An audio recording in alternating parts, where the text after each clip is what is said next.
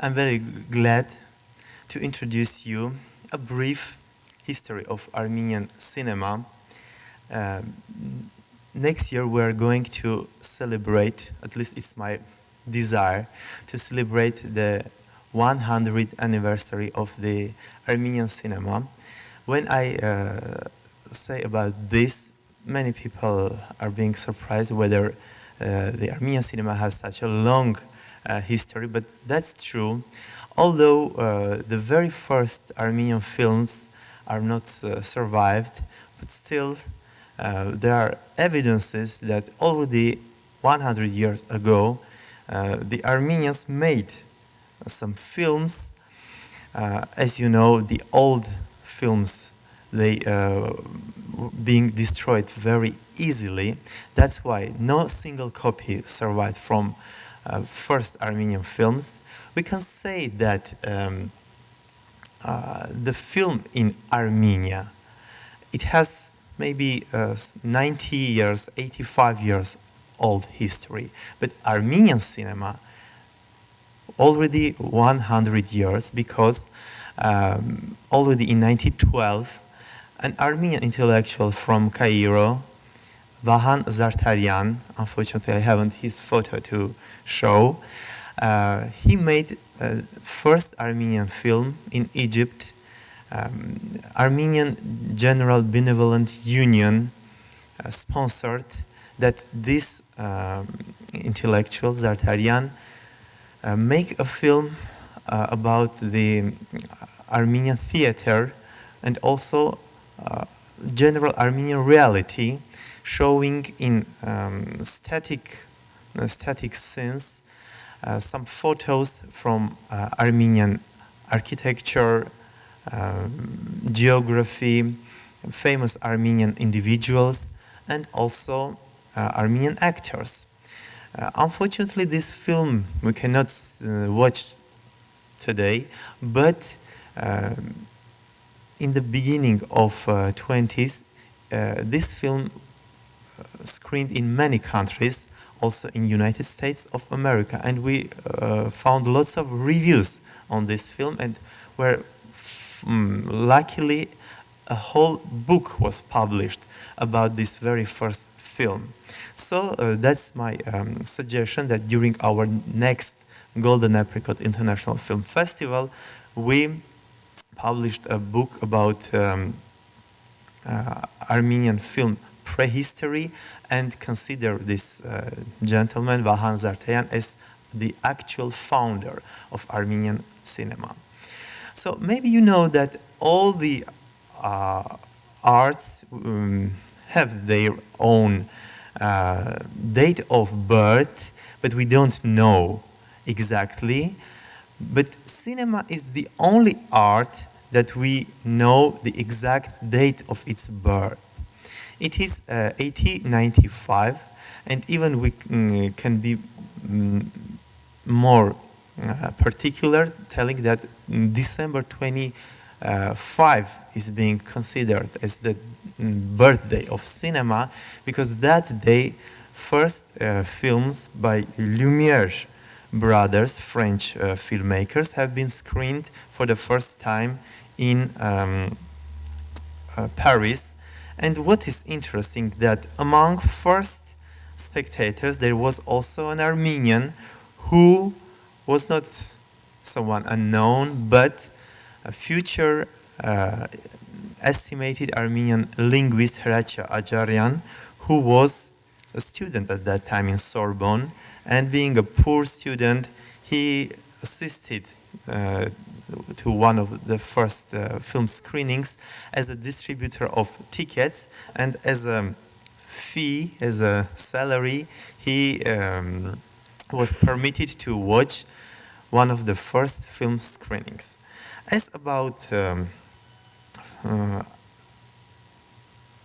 first film screenings in Armenia, it already happened after 4 years, that in Yerevan, the films by Louis and Auguste Lumière have been presented. Yeah, I'm looking for one of the first cinema ads in Armenian press. you can see the name Lumière Kinematograph, which means the cinematography in Armenian.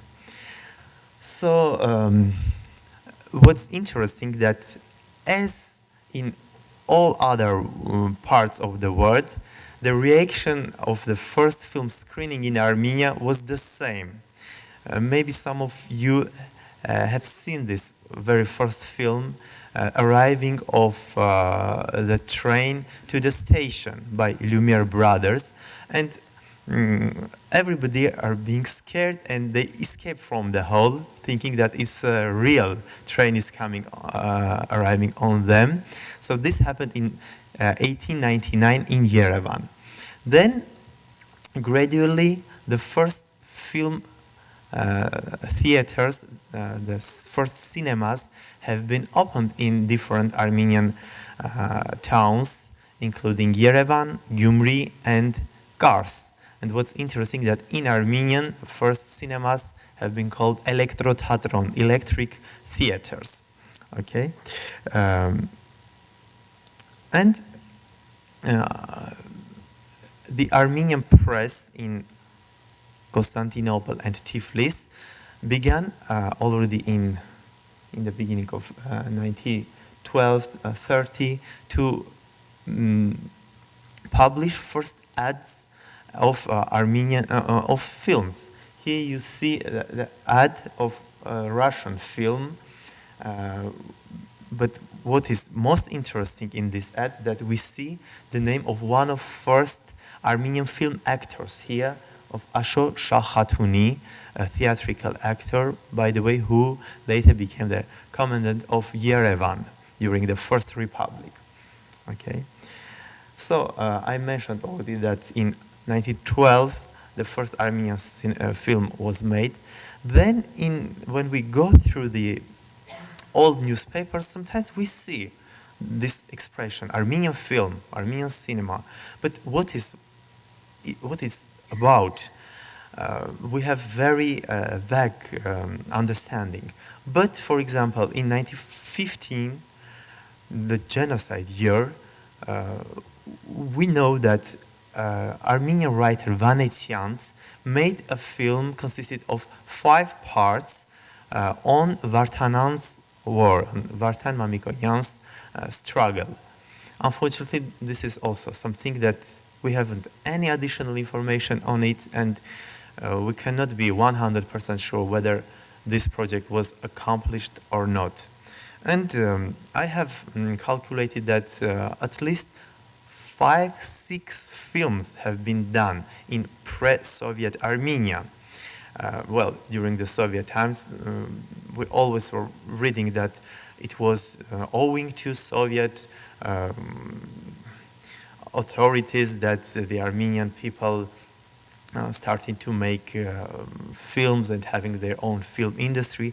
That's true in terms of film studio, as a film as an industry. But as we saw in different parts of the world, the Armenians made films. And not only Armenians, but also some non-Armenian filmmakers were being interested in Armenian subjects. And in 1919, in New York, American filmmaker Oscar Apfel made this film called Ravished Armenia, based on memories of a genocide survivor, Aurora or Arsha Louise Mardiganyan. Maybe many of you know about this movie, because after this movie, a book was published. It calls it The Auction of Souls, by the same author, Aurora Mardiganyan. And the Near East Relief collected lots of funds from the profit of this film in order to take many Armenian orphans from Near East to United States. Of course, this we cannot consider as an Armenian film, but in the prehistory of Armenian cinema, this has an important role. And unfortunately, this film also, not any single copy had been survived, because they say that many Turks tried to destroy the existing copies, and only some 15 or 20 minutes have been edited in in another film made in France in 1926. Thus, this 20 minutes reels is survived, and you can see it on YouTube, and the Yerevan Genocide Museum Institute also has in their collection this 15 minutes. Okay, and besides, in Russia, in 1940, they made two films with Armenian subject. The Tragedy of Turkish Armenia. You see a scene from that film. And another one, Under the Yoke of Kurds. So, depicting the scenes from Armenian massacres in Ottoman Empire. But again, those films are not available anymore. So,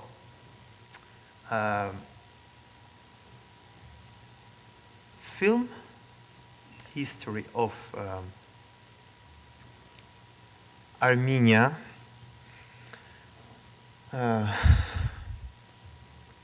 in Armenia begins in 1923, when the newly established Soviet government decided to found a special film studio for making regular films on Armenia. They were thinking about only chronicles and documentaries, because you can imagine Armenia in 20s. It was very poor country with no economy, no finances, lots of orphans, unemployment.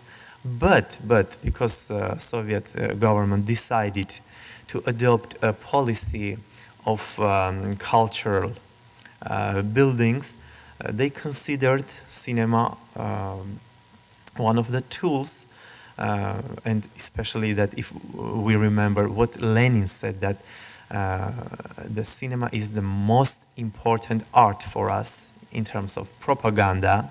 So the Armenian Bolshevik government decided that we, even with one single film camera, we should start this production, and they succeeded. So for organizing this job, they invited Armenian actor and director Hamo Beknazarian, who was famous in pre-Soviet Russia as a film actor. As you see, he was a quite handsome man who acted in 50 maybe Russian films. His acting amplua was first lover. But after the revolution, he switched on to directing, and he directed his first films in Georgia, then in Azerbaijan.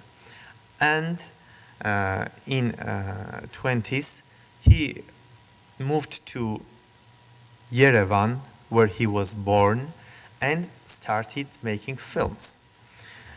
So Hamo Beknazarian's he was a very rare filmmaker, because he could easily make films in different countries, in different cultures, and giving them some taste how to make their own national cinema. Well, I don't know whether the Georgians or Azeris now acknowledged him as one of the founders of their national cinemas, but well, he also made films in Chechnya, in Tajikistan, in Uzbekistan, and made the very first films from the life of Far East cultures like Nivkhis. Yeah, They're kind of Eskimo-like tribes. As far as I know, they even do not exist anymore, being assimilated into Russians. So, but of course, his services, his investment in development of Armenian, his own national cinematography, film art, is his most important work that he had made. In 1926, his first Armenian feature film, Namus, was realized in Yerevan, and it was a big success, not only being a first Armenian feature film, but unlike to other films on Oriental plots, this film, Namus, presents another face of Oriental, of Asian reality. In 20s, not only in Soviet cinema, but also in Hollywood films, the Orientalism was in fashion. And Orient have been, this is the first Armenian film camera, you can see. So Orient was something very exotic, very sugary, with its harems, with fountains and rahat lohums. But actually, But actually, the Orient had also its cruel face, and Hamo Beknazian was the first who dared to present this part of Orient. Namus is a story based on Alexander Shirvanzadeh's very popular novel and later a play. It has been staged in Caucasian theaters for thousands of times and now on the screen. And the best forces of Armenian theater have been employed in this film. You can see Hasmik, you can see Hovannes Abelian, who considered one of the most important figures of Armenian classical theater, and this is his only Armenian, only film, so we can have some understanding how he looked like in on stage. So a tragic story between those two young people, Susan and Seyran, that because of this ill understanding of conception of namus, honor, their life has been destroyed. So some sketches from namus. Gossiping women from Namus. So as far as I know, the lady inside is the mother of eminent American Armenian filmmaker Ruben Mamoulian, Virginia Mamoulian, who was an actress and later she moved to United States. So, and after Namus, Hamo Beknazarian made his second film called Zare.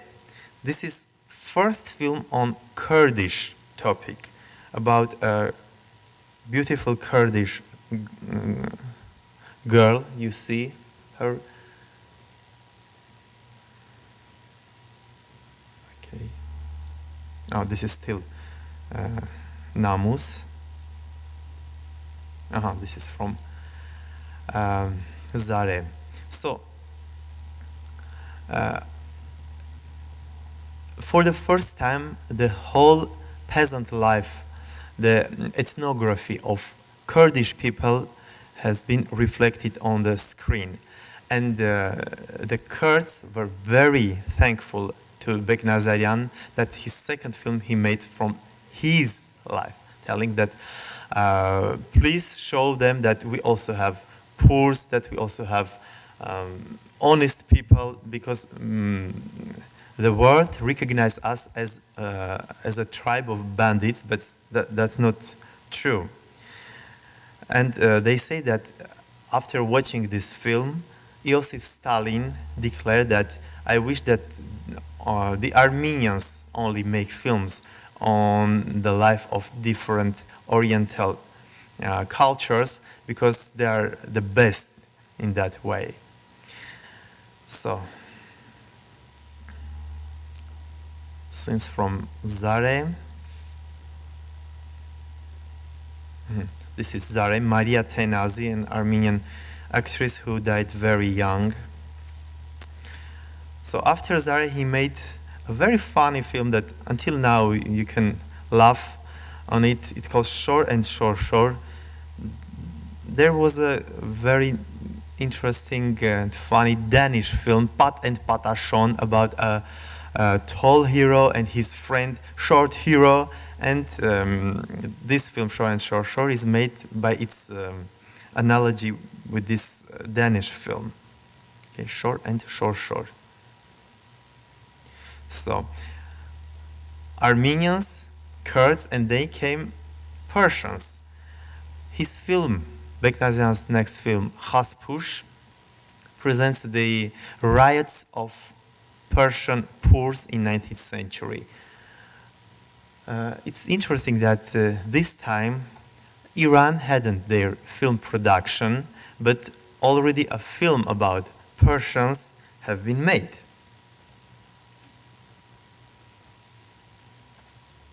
And this is another his film, House on Volcano.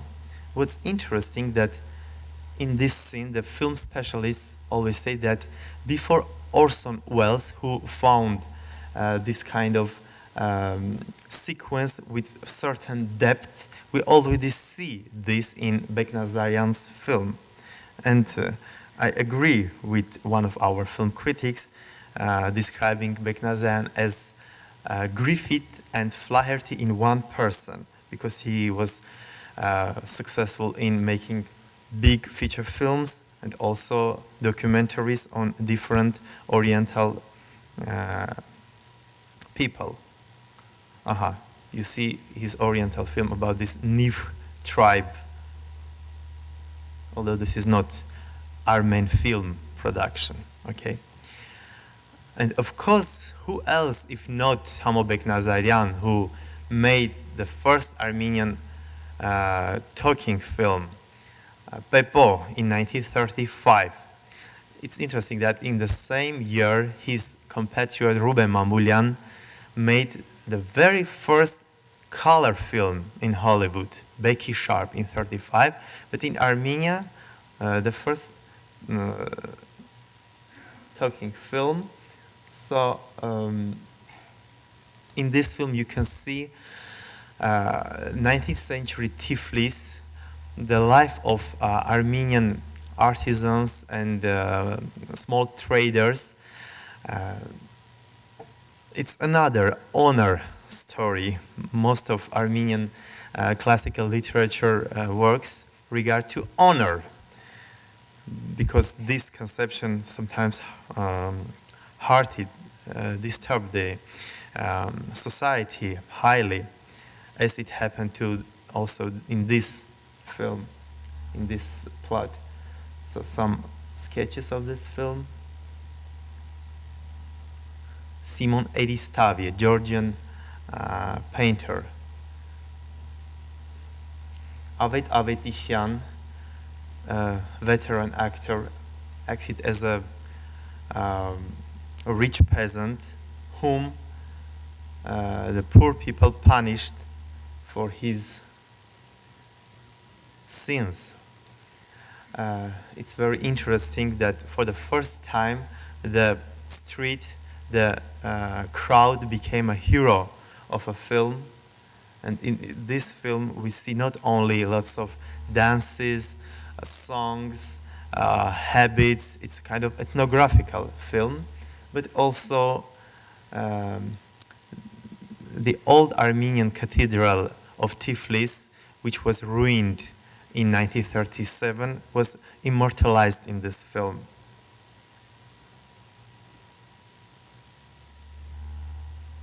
Many expressions from this film until now are being used in Armenian language.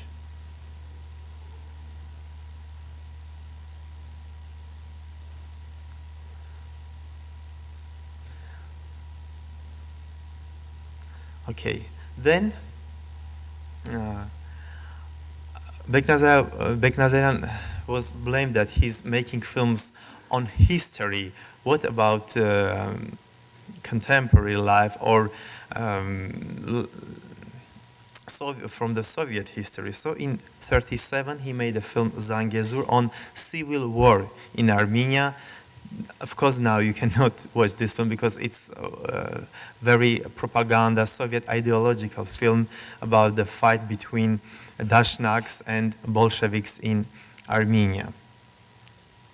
Okay, and in 1945 he made a historical film, first Armenian historical film from 18th century Armenians struggle against Persia, David Bek. So why again historical topic? Because it was during the Second World War, and this audience needed to be in courage and in a good spirit for in their struggle against the Nazis. Mm-hmm.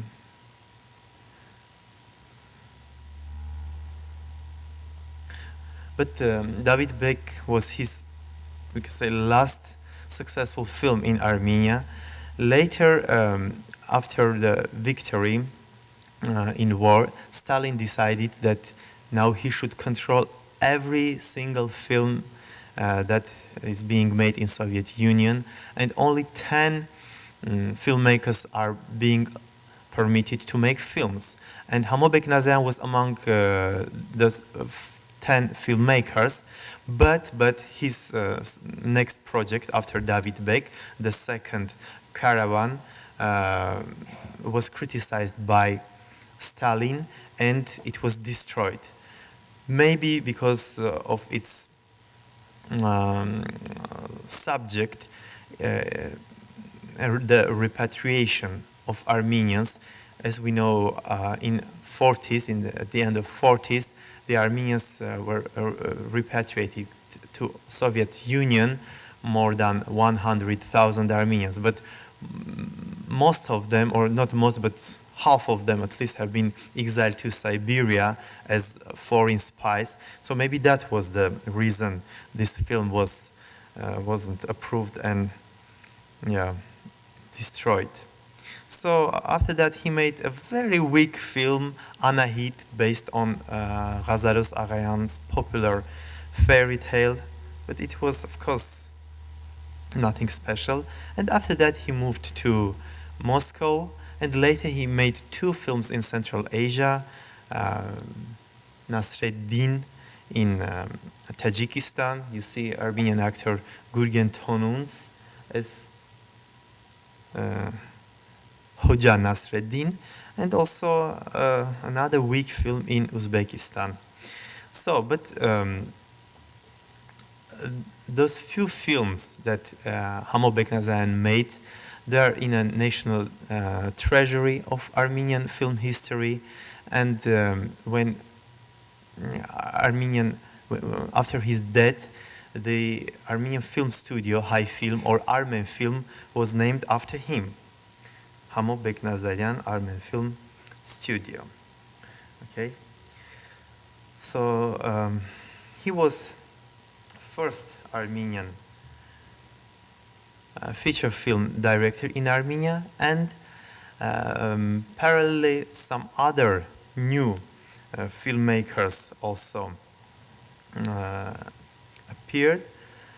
Of course, their films were not as successful as those of Beknazarian, but still they also had important role in the history of Armenian cinema. For example, this comedy is quite funny. It calls Mexican Diplomats.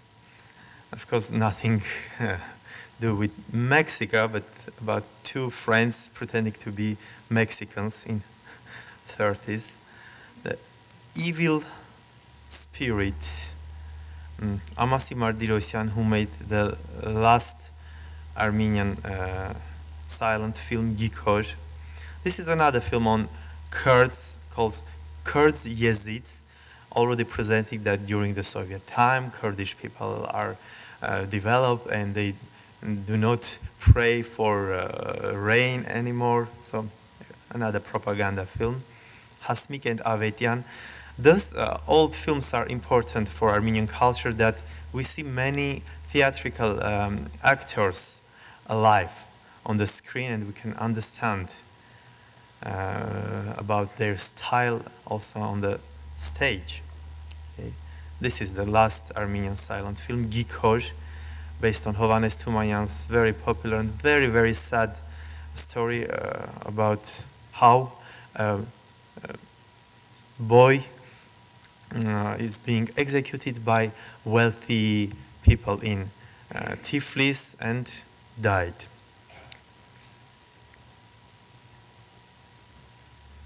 Gikor.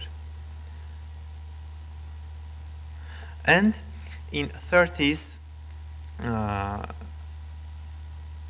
also important for Armenian film history, that the first animation films have been made, and the author, the director was this guy, Lev Atamanov, or Levon Atamanyan, who worked in major film studios in Moscow. And in 1938, this is Atamanov, 1938, he made first Armenian animation film, The Cat and the Dog.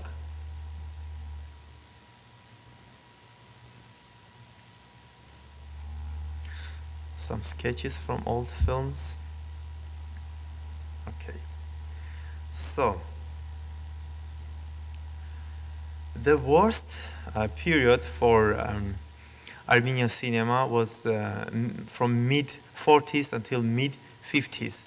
There were some years that not any single feature film was made. Only documentaries. Documentaries, how happy is the life of Soviet Armenia, how all the kolkhoz and sovkhoz people are happy, and how we defeated our enemy, and this kind of things that's impossible to watch now. But already after Stalin's death, some new trends started to appear in Armenian cinema. First of all, the religious themes were absent, absolutely absent, both in documentaries and in feature films. When in 1945 or 46, the first church meeting happened in Echmiadzin after being refused for so many years. So Armenian filmmaker Artashes Artyan, you see him on this photo, made a film, and those documentaries are being screened before the big films in cinemas, and the masses, the new generations who never attended any church, who never heard any religious music, spiritual culture, they suddenly saw that the Armenians also have this culture of religion. So in 50s, as I mentioned before, it was a time of melodramas, and you see two popular Armenian actors, Hracha Nersesyan and Avet Avetisyan, in classical, again, Shirvanzade's play, in sake of honor in a film, another honor story, right? A film trilogy about Kamo, the revolutionary, was made in 50s, which was we can consider first adventurous films. Of course, Kamo is a kind of character that now lots of people, even historians, have some suspicions whether there was such a person who made important contribution to the revolution, but still, in 50s he was a hero. Another propaganda film on unification of Armenia with Russia, and here you see Armenian writer Khachatur Abovyan and Russian writer Griboedov in this film. Oh, that's all? No. Another melodrama, the song of the first love.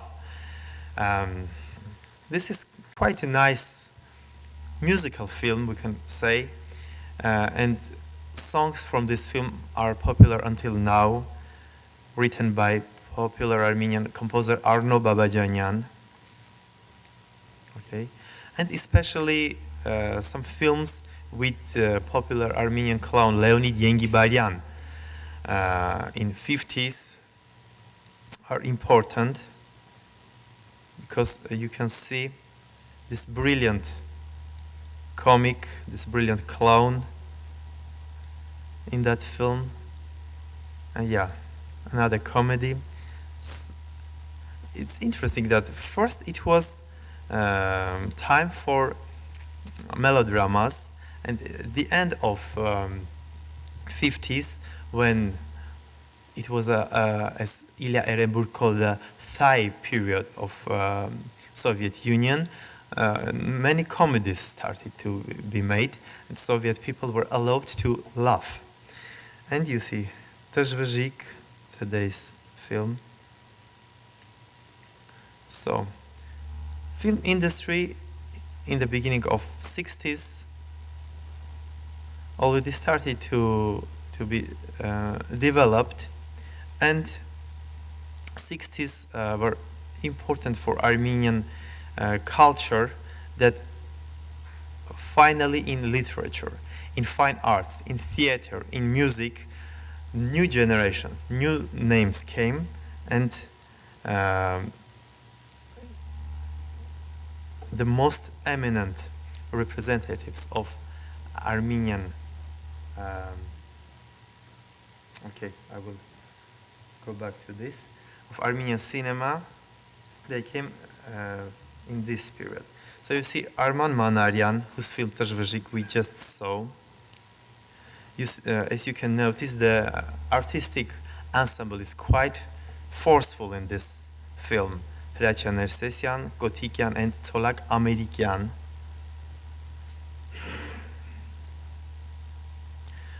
Later he made the first Armenian film operetta, Karine, based on popular 19th century musical operetta, Leblebiji Hol Hol Agha, by Dikran Chukhajian.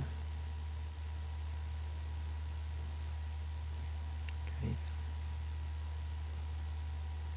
Another film on artisans of Gyumri, Hegnar Akhpur, well Hegnar. So, and recently Arman Manoogian made an animation film based on Sasna Tsarer, the national epic of Armenia, Daredevils of Sasun. Frunze Dovlatyan, who made the film Hello, It's Me, which is the first Armenian film on scientists, on intellectuals, and the first Armenian film in 2 parts. After this film, the main actor Armen Jigarkhanyan became very popular not only in Armenia but also in Soviet Union. He moved to Moscow and acted in more than 300 Russian films. And Hello, It's Me is the first Armenian film which was screened in prestigious Cannes Film Festival, and French film criticism appreciated it very much, very high. So after this film, Frunze Dovlatyan made another film on civil war in Armenia, brother Saroyans have one brother who is Dashnak, kills another brother who was a communist. Okay. A chronicle of Yerevan days, about nowadays life of Yerevan people. So after that he made a film called Delivery about the establishment of Soviet rules in Armenia. This is Myasnikyan, the main character, an old Bolshevik. That's very exciting that for the first time the intellectuals, the writers of Armenian past were portrayed in this film. Here you see poet Shushanik Gurginyan and also poet Yerishe Charents. So, after Perestroika in mid-80s, oh, sorry, yeah, Dovlatyan made a film called Garot, longer or missing, about an Armenian refugee from Western Armenia who in the 30s crossed the Soviet Turkish border to visit his native village. Okay.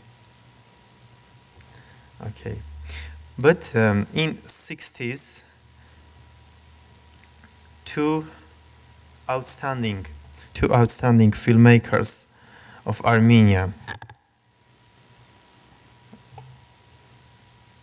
we call them two P's, Parajanov and Pelesyan, came. Maybe you know those names already. So Parajanov made one documentary and one feature film in Armenia, but his film until now is considered to be the best one. Some of his sketches. So he was an Armenian from Tiflis, Georgia, and he made films mostly in Ukraine, where he worked for a long time. But because of his artistic nature,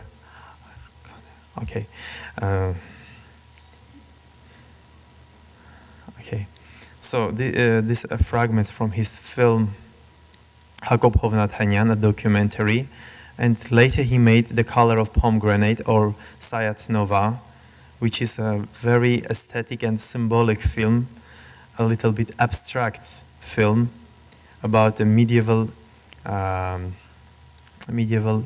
Armenian poet. So, I'll introduce now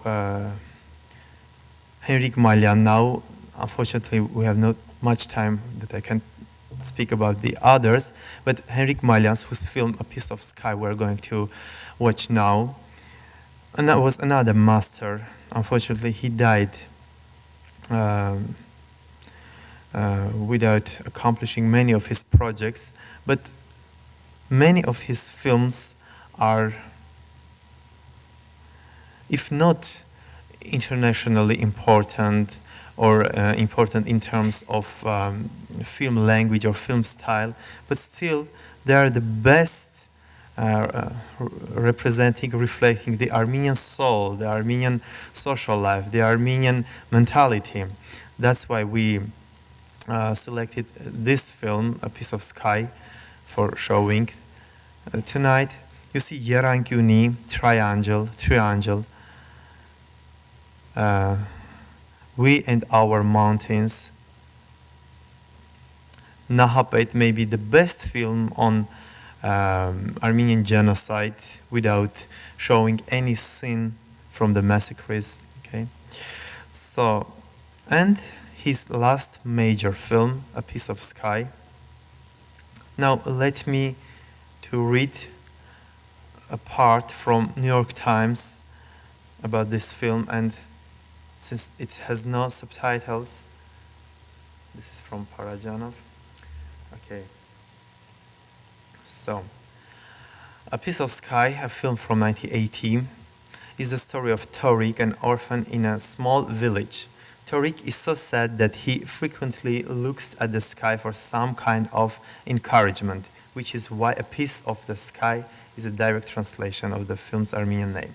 As a small boy, Torik is adopted by his uncle, who teaches him to make straw saddles, and his aunt. When the aunt is widowed after Torik grows up, she devotes herself to playing matchmaker for Torik. But no one in the village wants to marry him because he is poor. The entire midsection of the film seems devoted to shots of picturesque Armenian doors being slammed in the aunt's face. Here's the part about the bordello. A trio of prostitutes arrives in the proper little town, and the men begin pacing haughtily outside the bordello door, then sneaking inside when no one is looking. When Torik tries this, he meets a sweet-faced, very virginal prostitute named Angel, who is as demure as her name suggests. No one in town would approve of Torik's falling in love with such a woman, but no one in town would marry him anyhow, so what has he got to lose? Okay, excuse me for I have to interrupt my presentation of Armenian film, but if you have some questions about the current state of Armenian cinema or more, you're welcome to do it after the film or in general. Thank you so much.